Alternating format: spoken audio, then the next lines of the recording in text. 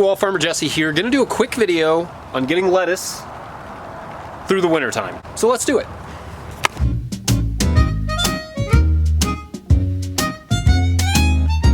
All right, couple quick things real quick before we get going. First, if you're not subscribed to this channel, please hit the subscribe button. If you are subscribed, you're awesome. Second thing, you're gonna start seeing a lot of kind of shorter 5 to 10 minute videos coming up on this page over the next few months. And the reason is we've dropped our Patreon paywall. So basically, we've been doing a lot of videos and we've been giving them as bonus material at patreon.com/farmerjesse. They kind of accompany the podcast and they're just super technical things that we think would be helpful. We just want to drop the paywall. We don't think it's not really in the spirit of what we do, so we're getting rid of it. Just be on the lookout for that. Let's get to the video. Now, the big thing about winter growing is that nothing really grows. It's really more like winter harvesting and winter keeping alive. It's not really much about growing, and the reason is your sunlight dives by half in the middle of the winter time.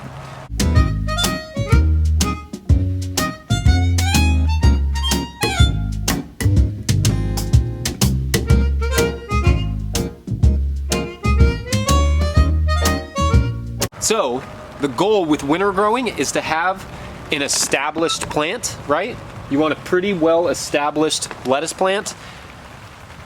That way, going into the winter, it's both hardened off and pretty much where you want it to be to cut it. So we usually plant this by October 15th is like our cutoff day. We want everything in the ground by October 15th. I think these were planted that week, like October 10th-ish. So we have other lettuce that's also planted around that time, and some that was planted later. Those will be more for March, these over here. All right, so the goal here is to talk about how to keep a plant like this that's already kind of formed alive. But I'm also gonna not neglect this either. This is important because March vegetables, the hungry gap as they call it in Europe, are some of the hardest to have. So if you can have good established lettuce by then, that's, you know, first cutting and you're gonna get maybe 2 or 3 cuttings off for March and April, that's awesome. So that's the goal here. We always plant some in November and we always plant some in January. And then we'll plant again in February and then March, and we'll plant every week after that. So with this, the keys are pretty simple. Sorry, it's raining, so it's gonna be a little tip-tappy. Keys to keeping lettuce alive in the winter are probably not all what you think. Yes, they do need cover, but you know what they need more than anything is to have air coming through. So we have this opened up and we have the front opened up. So that air movement is extremely important. We don't have any fans in this tunnel. So that air movement is extremely important because you'll run into fungal issues. That's gonna be one of your number one issues in the wintertime, is not necessarily freezing. With things like lettuce, they can really, really get hardened off in those first few frosts and then survive the winter really well. The problem is that you run into fungal issues by not having enough air movement. So again, disease is going to be one of your biggest issues in the winter. So you definitely want to make sure there is a decent amount of circulation coming from one side to the other and then through the front door. And then obviously you have the cold to deal with.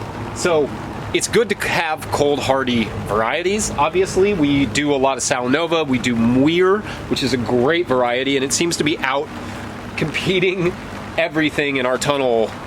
It's out competed every other lettuce all year. Muir. We get it from Johnny's. It's awesome. We now have started mixing it in with our Salanova, but super cold hardy, super hot heat hardy. So we use that. We also do some Skyphos, which is a beautiful butterhead lettuce. There's the Muir. So again, the variety is important, but at this point, right, we're recording this in December, you don't really have much choice over that. The genius behind a lot of lettuce varieties, almost everything in that family, is that it can be hardened up pretty well. There are a few kind of more summer varieties, but it's meant for colder weather. It's meant for the fall and the spring. So lettuce is pretty resilient that way. All right, so let's talk about the cold. The cold is important just to keep the whatever you cover your lettuce with, and we don't cover unless it gets below 30 because we're already in a tunnel, so we can go down to 30 pretty easily. And really, if it risks getting anything below 30, we'll throw a cover over top of it. We're not worried about a light frost, but too many repeated frosts or too many hard frosts, and it will kill your lettuce.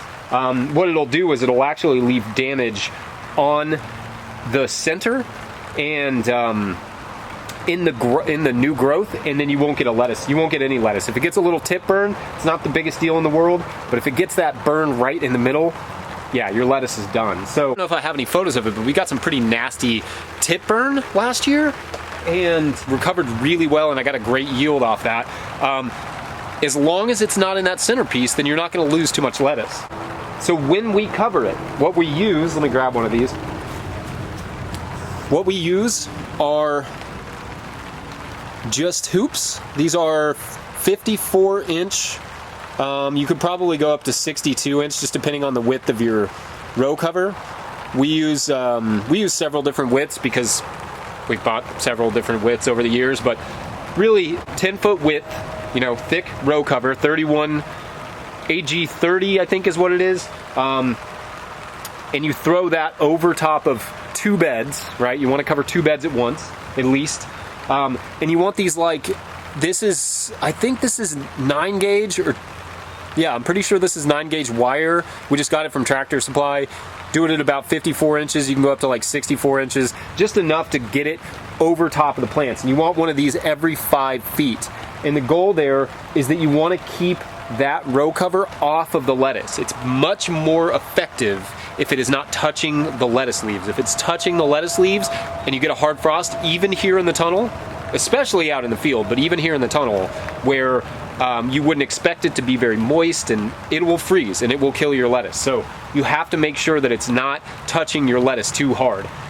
In the field, it absolutely cannot be touching your lettuce. So we don't use any thermal mass, we don't use any sort of extra heating systems in this tunnel. We are going to be doing a little bit of that in another tunnel with our water barrels. We're lining a whole wall with water barrels, and that'll be meant for thermal mass. JM Fortier has those cool, I posted this video, and it'll be one of the videos we release about those bags. They're like bags of air that attach to a furnace, and they go down the aisle. And you can throw cover over top of that, and that kind of keeps that whole space warm and aerated, which is pretty cool. But like low tech, there's almost nothing in here, and this will get us all the way into February, really all the way into March with these young ones. And the other thing is you should be able to get multiple cuts. Once you get a single cut off of this, you should be able to in a few weeks, and it really takes a solid, in the middle of the winter, it's going to take a solid month or more to regrow. But you should be able to get multiple cuts off this by the spring. And so you may be like, I don't have a tunnel, so can I do it in the field? And the answer is sort of yes.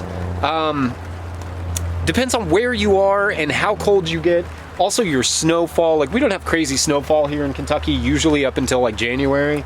And honestly, the snowfall we get usually ends up being an awesome insulator because it's only there for like 24 hours. But the beauty of the tunnel, if you do have a tunnel, if you have something, is that it keeps the wind off.